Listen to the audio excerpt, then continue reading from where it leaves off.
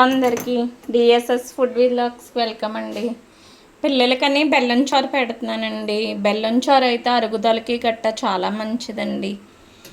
కావలసినవి వచ్చి జీలకర్ర, వాము, ఆవాలు, ఎండుమిర్చినండి. అంతే తాలింపుకి.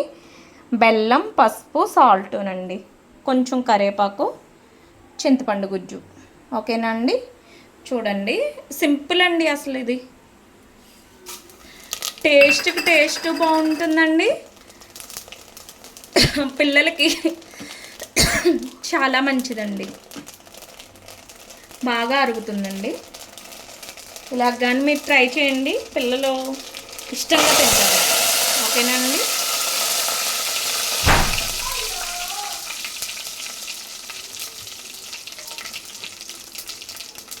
తాలింపులు వేగిపోతే చింతపండు రసం వేసుకోవడమే అండి.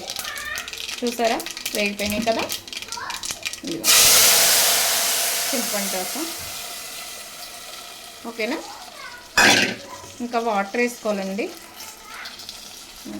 నేనైతే వేసుకుంటున్నా. సాల్టు, పసుపు, బెల్లం అండి. బెల్లం చారండి ఇది. వేసేస్తే సరిపోతుంది. ఒక పొంగు వస్తే సరిపోతుందండి. అంతే, రెడీ అండి. మా వీడియోస్ కనుక మీకు నచ్చినట్టయితే ప్లీజ్ సబ్స్క్రైబ్ చేయండి, లైక్ చేయండి, షేర్ చేయండి. ఓకేనండి? బాయ్.